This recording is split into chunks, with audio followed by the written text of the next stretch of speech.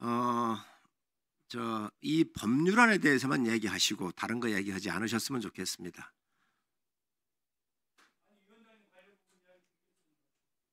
이 법안하고 저하고 무슨 관련이 있죠? 아니 어떤 게 관련이 있다는 거죠? 아니 이 법안이 어떤 내용인지 알고 나시.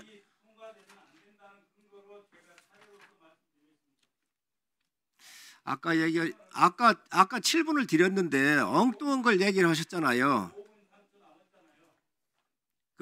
법률안과 관련된 것만 하십시오. 만약에 안 하면 제가 이 회의를 끝내겠습니다. 말씀하십시오. 다른 의원님들 법안이 있으니까. 지금 무슨 얘기입니까 지금? 아니 사내를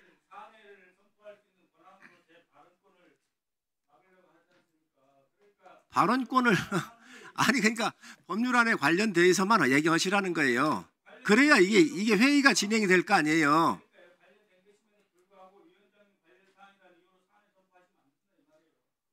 나하고 이 법안하고 무슨 관련이? 내가 이 법안 냈습니까?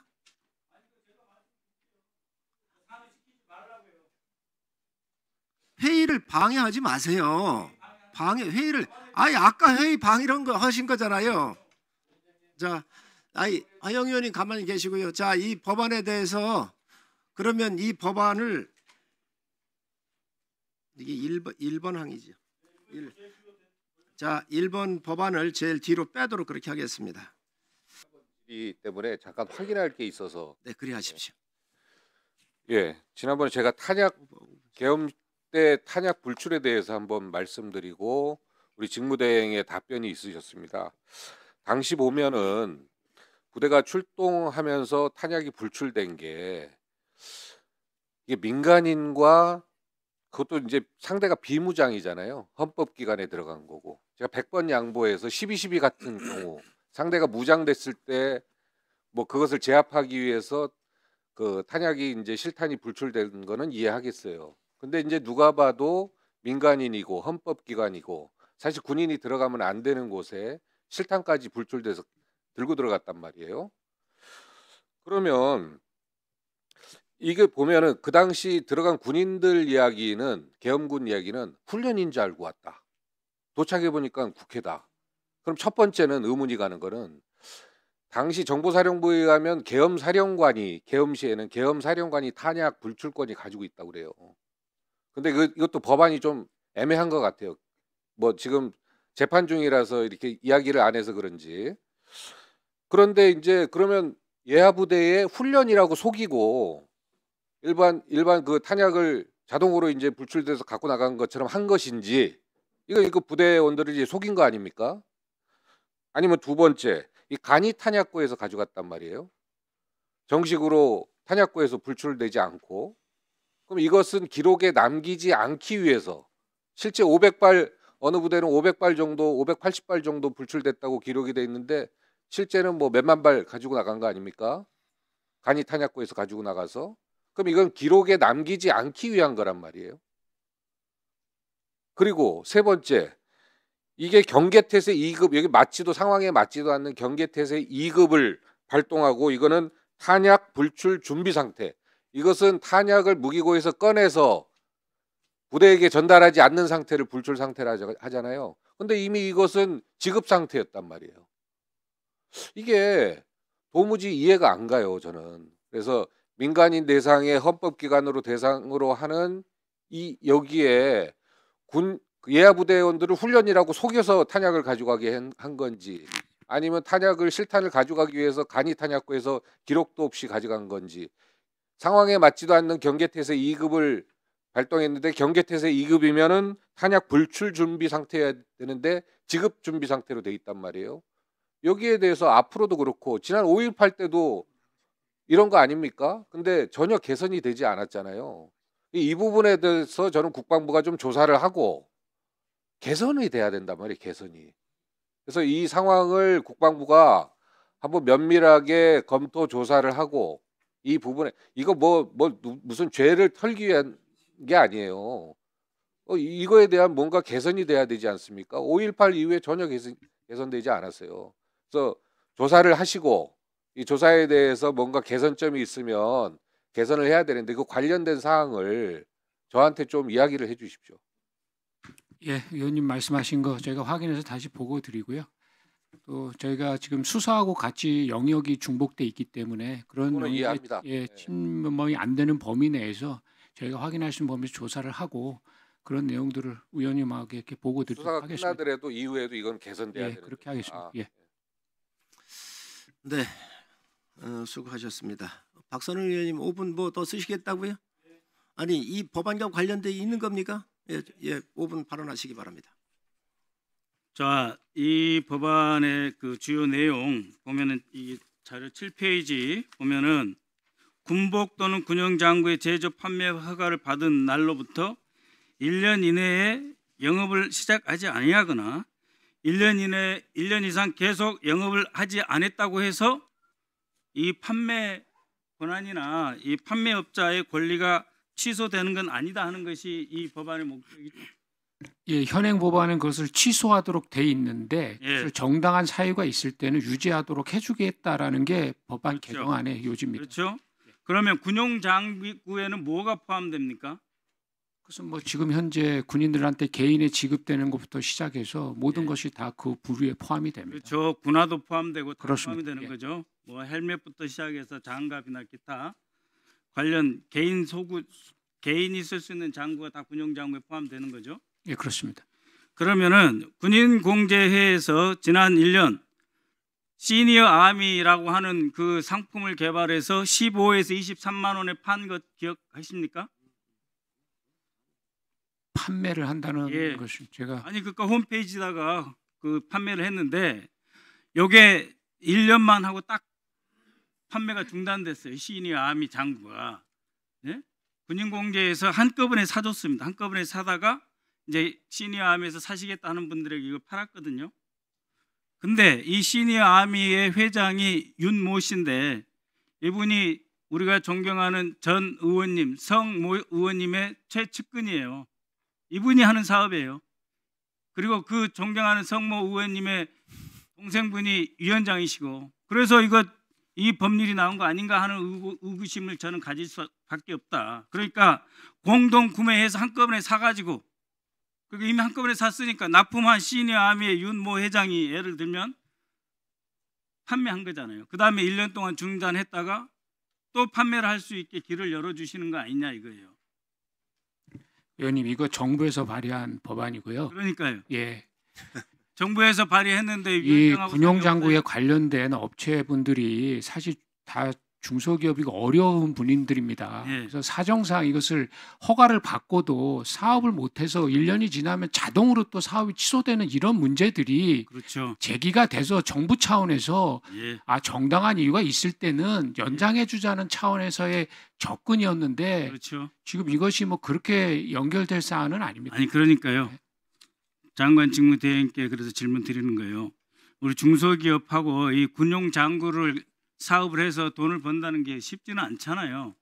그리고 품목도 많지만 또 가격이 비싼 것도 아니고 그래서 그 업체들이 이 사업을 하다가 일시 중단할 수도 있잖아요. 판로가 확보되지 않았다든지 이미 납품해놓고 물건이 다 소화가 안 되면은 이 법은 필요한데 이 법은 필요하다고 봐요.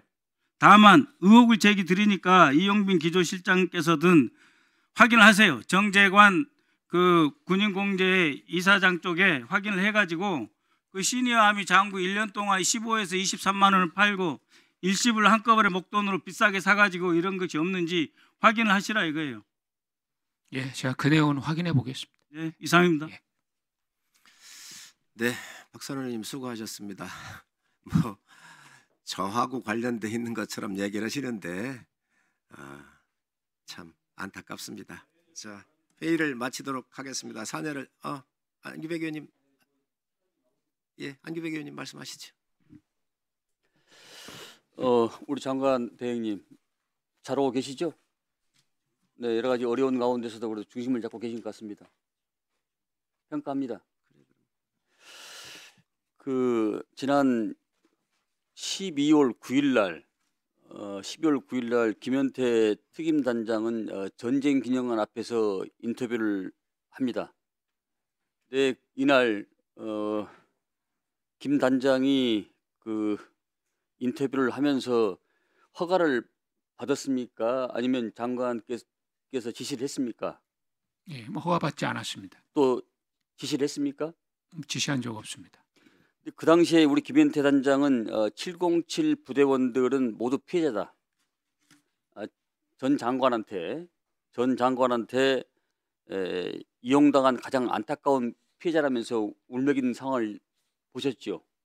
예, TV에서 봤습니다. 네, 누가 시키지도 않았는데 자진해서 나와서 부대원들의 선처를 하면서 호소했던 우리 그 김현태 단장의 저는 말을 믿었습니다. 그러나 이것이 악어의 눈물이었고 그 뒤에서 이 장소에서 이 말하고 저 장소에서 저 말하는 말의 그 범벅이 드러나고 있습니다.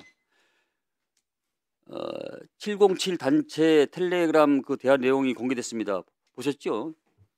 예, 제가 뭐 어제 언론에서 나온 것을 좀 봤습니다. 내용은 이렇습니다. 11시 46분경에 김현태 단장이 본회의장 막는 것이 우선, 진입 시도 의원 있는 듯 문 차단 우선 이후 진입 차단 막고 라고 그렇게 지시를 한 것이 이렇게 지금 이 텔레그램 방에 부대 텔레그램 방에 이렇게 지금 적시가 지금 되어 있더라고요.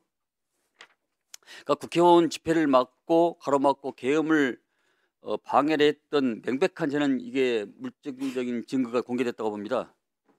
김현태 단장은 그 헌재에서 본의원이 지하 통로에서 본의원을 마주치고도 그냥 통과시켰다는 것은 체포 구금 지시가 없었다는 근거로 지금 삼고 그것을 일관되게 그 헌재에서 주장을 했더라고요. 근데 김현태 단장이 그냥 눈물을 믿고 그냥 넘어가려고 이렇게 했는데 이제는 그럴 수가 없다. 이게 새빨간 거짓말이라는 것이 국회 지하 통로에서 CCTV가 공개된 걸로 이것이 사그라졌습니다. 제가 그 인원을 본 것이 공시 59분 어간이었고요. 이 김현태가 단전을 시도했던 것이 1시 5분경입니다. 제가 그 직전에 김현태 단장을 마주쳤는데 이미 그때는 의원들이 정국수가 채워져서 이미 다 모여 있었고 저에 대한 체포는 단순히 단전 우선순위에 저는 밀렸었던 것에 불과하지 않은가 이런 판단이 있습니다. 시간 어가 상황으로 봤을 때 제가 그 친구를 지하 통로에서 58,9분에 받고 단전은 1시 5분에 했기 때문에 그렇습니다. 무엇보다도 우리 대행님께서 이 단체 텔레방이 이제 공개되지 않습니까? 그래서 부하들이 단장의 모습을 보고 부끄럽다 이렇게 얘기를 하고 있고 또 명예를 목숨같이 여기는 707 부대원들의 명예가 김 단장의 악의 눈물과 거짓으로 인해서 우리가 실추됐다.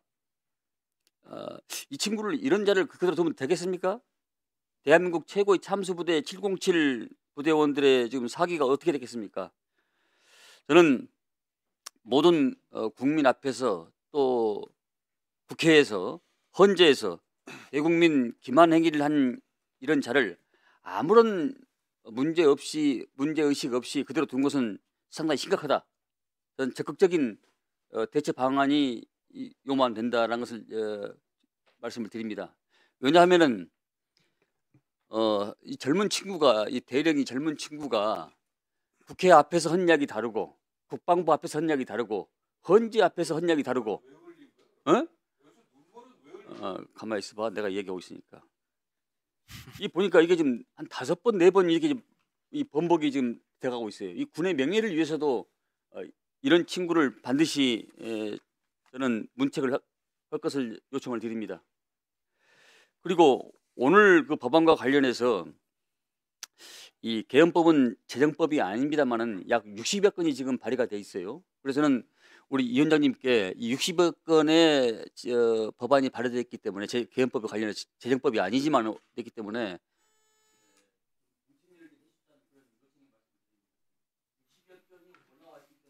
네, 참고하겠습니다.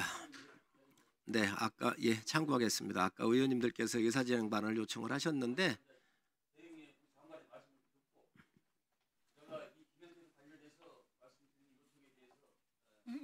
예, 하여튼 뭐 대화방 관련해서 언론에서 봤고 그거 아마 수사에서 확인이 될 거고요.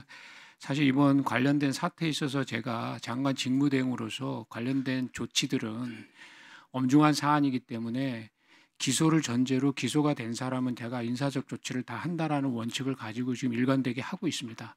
아직 김현태 단장은 기소가 되지 않았기 때문에 제가 별도 인사 조치를 할 수 있는 것은 기존의 원칙과 맞지 않고 수사가 진행이 되면서 만약에 기소가 된다면 제가 어깨만한 적절한 조치를 하도록 하겠습니다. 예. 예?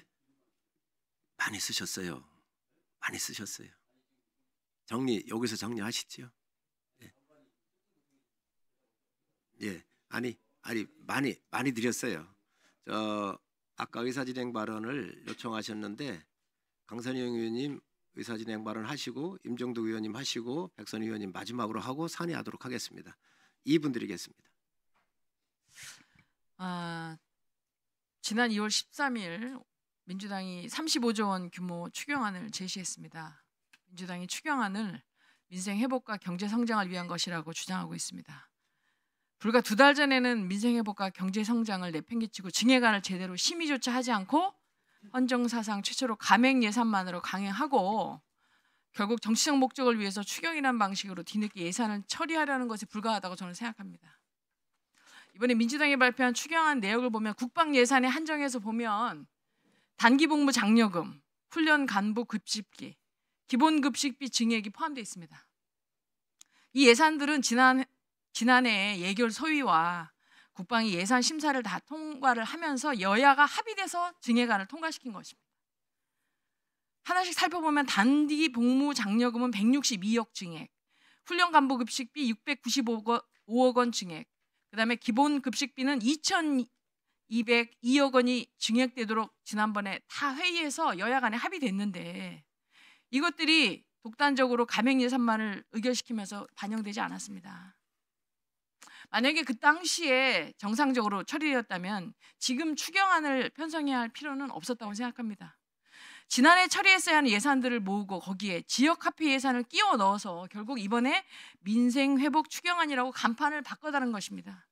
저는 대의민주주의를 택하고 있는 대한민국에서 다수결이 중요하지만 결국 다수결에 의한 표결은 합의와 협치를 했음에도 불구하고 그것이 어려울 때 마지막 수단으로 해야 되는 게 저는 다수결이라고 생각합니다. 다수결이 원만하게 합의되지 않으면 다수의 횡포라고 저는 생각합니다.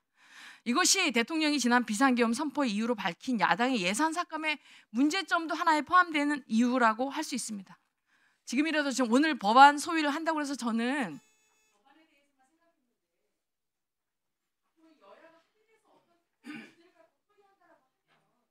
네, 마무리하시기 바랍니다.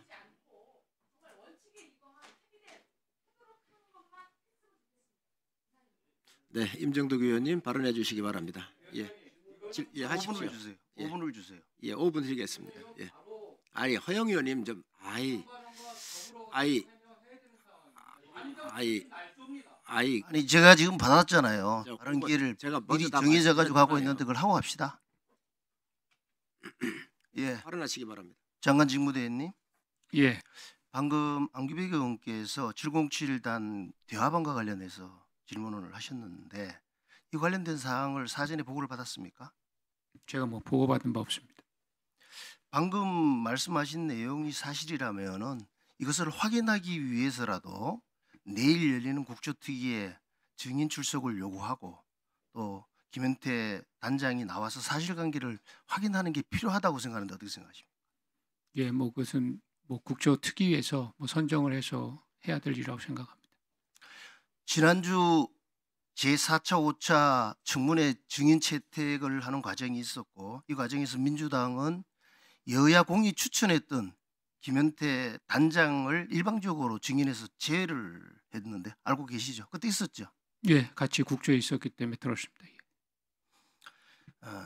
여기 항의해서 우리 여당 의원들이 퇴장을 하고 난 다음에 특전사령관과 수방사령관까지 다 또 제외를 했습니다.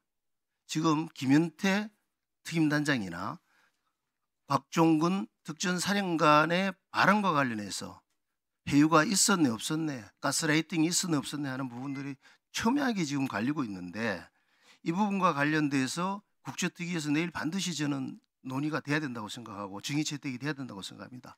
마침 우리 존경하는 안규백 의원께서 국조특위 위원장을 맡고 있기 때문에 민주당에 제안을 합니다. 지금이라도 이걸 좀 포함을 시켜 주십사 하는 말씀을 드리고요. 이걸 통해 가지고 지금 야당이 문제 삼고 있는 부분도 한번 체크를 해보고 명명백백하게 국민들에게 알려주는 것이 맞다고 생각을 합니다. 이상입니다. 네, 수고하셨습니다. 네, 백선 의원님 아까 말씀 주셨는데 질의하시기 바랍니다. 네, 조국혁신당 백선희입니다. 일단 우리가 그 계엄이라고 하는 것이 사실은 전시나 사변 또는 국가 비상사태에 준하는 상황이 발생했을 때 행하는 극히 예외적인 조치입니다. 직무대행께서 지난해 12월 3일 있었던 국가 비상사태가 존재했었던 이유에 대해서 비상사태가 존재했었다라고 생각을 하시는지요? 예, 저는 뭐 그런 상황이 아니었다고 최초에 말씀드렸습니다. 네, 지난번에도 그런 말씀을 주셨는데요. 그래서 현행법상 계엄 선포 요건이 지나치게 포괄적이고 그래서 남용이나 악용의 우려가 있다라고 하는 말씀들을 많이 하십니다. 실제로 박근혜 정부 때 그런 예가 있었습니다. 국군 기무사령부에서 국가 비상사태 요건을 쏙 빼버린 채 사회질서가 교란되어 일반 행정기관만으로는 치안을 확보할 수 없는 경우 계엄 선포가 가능하다라고 하는 조항만을 들어서 자의적으로 해석한 계엄령 문건을 작성한 적이 있습니다. 이 때문에 선진국에서는 이런 자의적 해석이나 계엄권 남용을 방지하기 위해서 의회 동의 절차를 두고 있습니다. 일종의 통제 장치라고 볼 수 있습니다. 자, 그런데 이번에 한 60여 건의 계엄법 관련된 개정안이 있었습니다. 이 내용들 중에는 국회 사전 동의제 도입까지는 아니더라도 국회 계엄 해제 요구가 있으면 즉시 계엄 효력을 상실하는 내용, 그리고 계엄 해제 시 국무회의 절차를 생략하도록 하는 내용, 그리고 계엄 선포 전 국무회의 의결 요건을 신설하는 내용 등이 있었습니다. 이런 개정안에 대해서 국방부는 어떤 답변을 주셨는지요? 예, 뭐 저희는 그런 내용들이 헌법하고 충돌이 있기 때문에 충분한 논의가 필요하다는 입장을 드렸습니다. 네, 바로 그런 답변을 주셨는데요. 그 계엄 선포 전에 국무회의 의결 요건을 신설하는 방안에 대해서 제가 말씀드리고자 합니다. 현재 국무회의 심의 과정만을 명시하고 있기 때문에 이것을 할 수 없다라고 하는 말씀을 주셨는데요. 현재 그 헌법 89조 3호에 보면은 헌법 개정안이라고 하는 것이 있습니다. 이것도 마찬가지로 이제 대통령의 심의 의결할 수 있는 내용으로 되어 있는데 심의로 되어 있습니다. 그런데 의결 없이 심의만 할 수 있도록 하기 때문에 마치 헌법 개정을 그 대통령께서 발의하지 못하는 것으로 해석될 수 있습니다. 제가 자료 화면을 준비했는데 봐주시기 바랍니다. 네. 네, 이 자료 화면은 2018년 3월 26일 문재인 대통령께서 헌법 개정안을 발의하셨었는데요. 이제 1987년 헌법 개정 이후에 최초이자 현재까지도 유일한 대통령 발의사항입니다. 그런데 우리 법에 정부조직법이라고 하는 것이 있습니다. 정부조직법 12조 4항의 위임에 따라서 대통령령인 국무회의 규정 제6조 의사정족수 및 의결정족수에 관한 사항이 있고, 이에 따라서 국무회의 구성원 과반수의 출석으로 개의를 하셨고, 대통령의 헌법 개정안을 상정하고 제안 설명과 토의를 거쳐서 출석 구성원 3분의 2 이상의 찬성으로 완안 의결한 바 있습니다. 예, 문재인 대통령께서 이런 그 국무회의에서 이러한 절차를 거치신 이유 중에 하나는 이 헌법 개정안에 대해서 이 심의 의결 결과가 다른 국법상 행위를 할 경우 자칫 위헌 위법 문제를 야기할 수 있고, 무엇보다 헌법 개정이 국가의 법적 기틀을 바꾸는 중대한 절차이기에 국민의 삶에 직간접적으로 막대한 영향을 미치기 때문에 이런 의결 절차를 갖췄다라고 생각을 하고 있습니다. 예, 이럼에도 불구하고 이것이 위헌 사항이기 때문에 그냥 헌법이 위헌 사항이어서 개정할 수 없다라고 하는 생각을 하고 계시는지가 궁금합니다. 예, 뭐 저는 아까 말씀드린 대로 이렇게 국무회의록에서 했던 한 사안이 아니라 지금 헌법에 명확하게 그 사안들은 국무회의는 심의로 규정이 돼 있는 이 상태에서 그것을 뭐 하위법이 심의 의결이라는 것을 갖지 네, 않은 것에 대한 것을 물론입니다. 논의가 필요합니다. 예, 제가 말씀드린 것이 이제 그 정부조직법과 국무회의 규정에 따라서 이런 의결의 사례가 있다라고 하는 말씀을 드린 것이고요. 말씀하신 대로 헌법을 개정하는 것이 맞습니다. 그런데 지금 매우 긴급한 상황이 아니겠습니까? 이런 일이 헌법이 개정되는 것이 매우 어려워서 그대로 둔다라고 하면은 우리가 끔찍히도 생각하는 제2의 불법 괴란과 내란이 다시 발생할 가능성도 만분의 1이라도 있지 않겠습니까? 그래서 그래서 헌법을 개정하는 것이 어렵다라고 하는 이유로 그냥 방치할 문제는 아니라고 저는 생각을 합니다. 실질적으로 수석 전문위원 검토 보고서를 보면은 현행 법 체계와 대통령의 계엄 선포 변경에 대한 사전적 통제 절차 강화 필요성 등을 종합적으로 고려해서 입법 정책적으로 결정할 필요가 있다라고 하는 내용을 담은 보고서를 발표한 바 있습니다. 국회는 마땅히 해야 할 일을 해야 된다고 생각합니다. 법안 소위가 다시 개최되게 되면은 이 계엄법 관련해서 더욱더 숙고해서 심사하여 주실 것을 강력히 요청드리는 바이고요. 그러니까 만약 이러한 그 법안 소위에서 논의가 있었을 때 정부와 여당이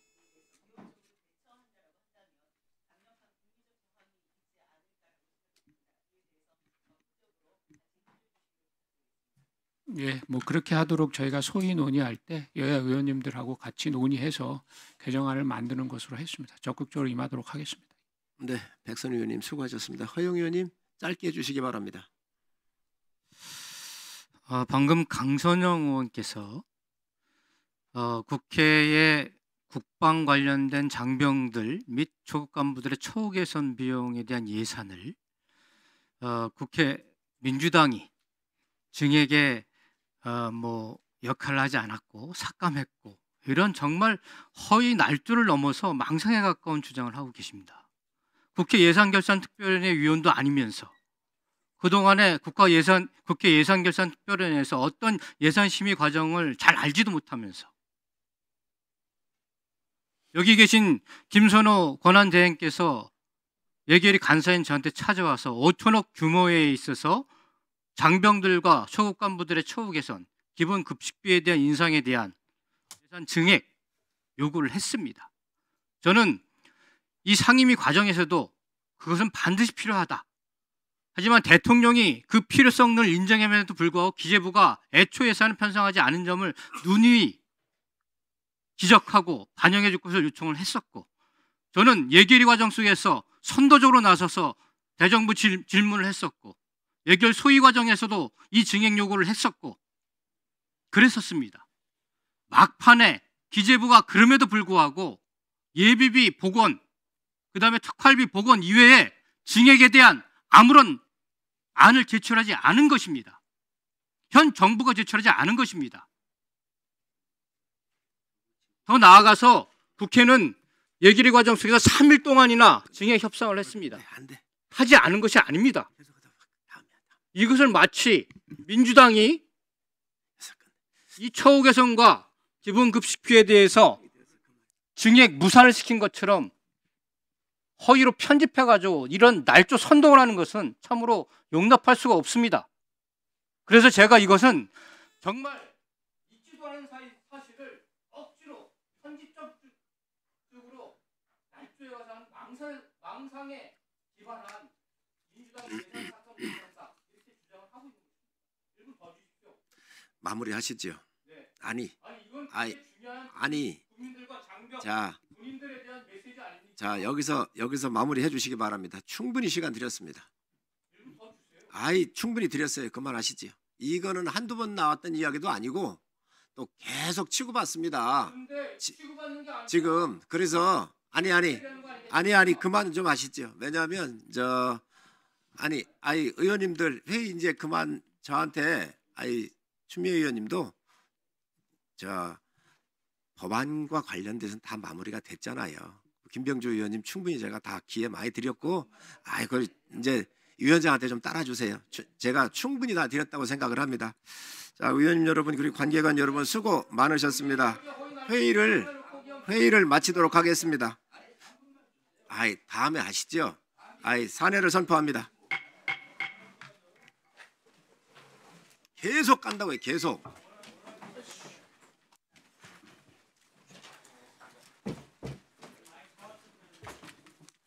무슨 내가 그 법하고 법안 정부에